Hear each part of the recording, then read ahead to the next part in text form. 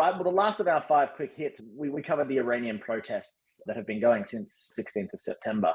So that we're getting into kind of 2 full months of protests in Iran, which is quite remarkable when you think about it. But also the reports that the government has issued the first death sentence to a protester who was sentenced, I think, earlier this week, a 22-year-old named Masa Amini. So, yeah, what are your takes on the Iranian protest, the continuing Iranian protest?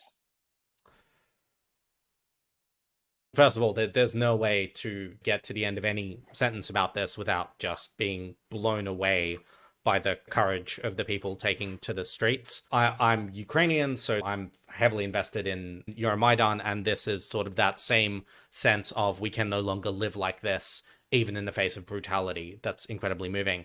But I guess one specific thing I can think about is how few options the international community really has here. Overt support, which many people have called for, there is a strong sense that that would give the regime license to declare the entire uprising a foreign construct and to crack down in ways even beyond what it's doing now. Sanctions, Iran is sanctioned in just about every way imaginable already, so there's just simply not too far more you can go there. And clandestine support seems like a dangerous road and it's difficult to do.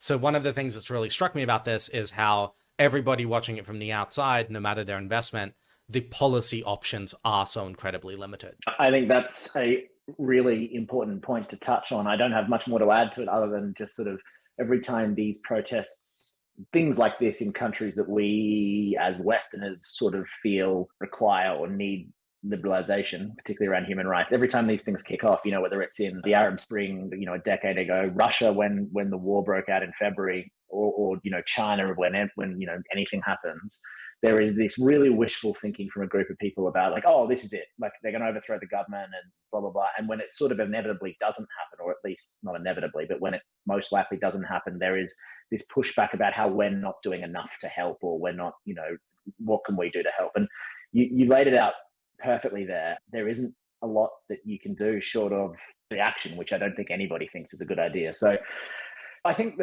there's two more things that sort of jump out to me, is just that they're still going on, which tells me that the Iranian government doesn't have a great handle on its domestic security position. So perhaps as they look to get a handle on the protests, they'll be pulling back their foreign adventurism a little bit, just because they can't do all the things at once. And clearly the Iranian government isn't as good, or struggling more than it has in the past to get a handle on this stuff. Indeed. And the fact that it's happening in places where it has traditionally felt much more secure.